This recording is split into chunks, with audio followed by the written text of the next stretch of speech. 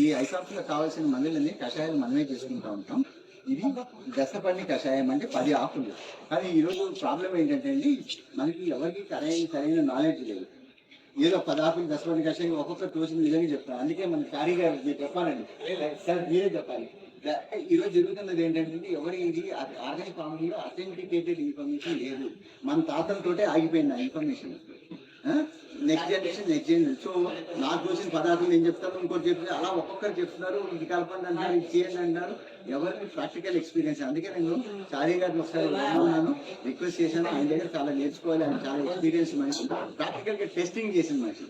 So దశపర్ణి మేమైతే ఏదో 10 ఆకులు కలుపుతున్నాను కదా, మీరు కరెక్ట్గా చెప్పండి ఏ ఆకులు కలిపితే నెక్స్ట్ టైం నుంచి అదే ఫాలో అవుతుంది. యాక్చువల్గా దశపర్ణి లోపల చాలా మంది చాలా రకాల ఆకులను కలిపి కషాయాలను చేస్తున్నారు. దాంట్లో ముఖ్యంగా ఏంటంటే మీరు సెలెక్ట్ చేసినటువంటి కషాయం యొక్క డోసేజ్ని చాలా తగ్గించండి. మీరు ఏదైతే ఆకులను వాడినా కూడా వాటి కషాయం ఆకుల డోసేజ్ని తగ్గించండి. ఫర్ ఎగ్జాంపుల్ కొందరు జిల్లేడు ఆకును వాడతారు. సరే, జిల్లేడు ఆకును వాడరు, మళ్ళీ దానికి ఉమ్మెత్తను కూడా వాడతారు. జిల్లేడు ఆల్రెడీ పాయిజన్, ఉమ్మెత్త కూడా పాయిజన్. మళ్ళీ ఈ రెండు కాకుండా గురివిందని కూడా కొందరు వాడతారు. గురివింద ఈ రెండింటికన్నా పాయిజన్.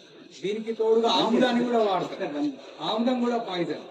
ఇలా అని కాకుండా మనం రెగ్యులర్గా వాడేటటువంటి వావిలి, అదేవిధంగా తంగేడు, అదేవిధంగా అత్తాకోడలు, అదేవిధంగా వేప, కానుగ, సీతాఫలము, బొప్పాయి, అదేవిధంగా చింత, ఈ వీటన్నిటిని తీసుకొని కొద్ది పాల లోపల మనం మెంతులు, అదేవిధంగా కోరియాండర్ యొక్క ఆకులు వేసుకుంటే ఇది సరైనటువంటి దశపర్ణి కషాయం. మీరు చూసుకోవచ్చు 10 రకాల ఆకులు ఉంటాయి. ఈ 10 రకాల ఆకులను కూడా ఆయుర్వేదంలో ఉపయోగించు, తక్కువ పాలల్లో సమపాలలో ఉపయోగించు. కాబట్టి మనం ఇటువంటి ఆకులను ఉపయోగించి ఈ దశపర్ణి కషాయం తయారు చేసుకొని వాడుకుంటే రైతు సోదరులకు అందరికీ ఉపయోగకరంగా ఉంటుంది. ఈ ఏవేవైతే అంచనాలు ఉన్నాయో వాటికి దగ్గరగా ఐఫార్మ్స్ అనేటటువంటి వాళ్ళు ఈ ప్రకృతి వ్యవసాయాన్ని చేస్తూ యుద్ధ ప్రాతిపదికన ముందుకు వెళ్తారు. మీ అందరి సహకారంతో వాళ్ళు ఇంకా ముందుకెళ్ళాలని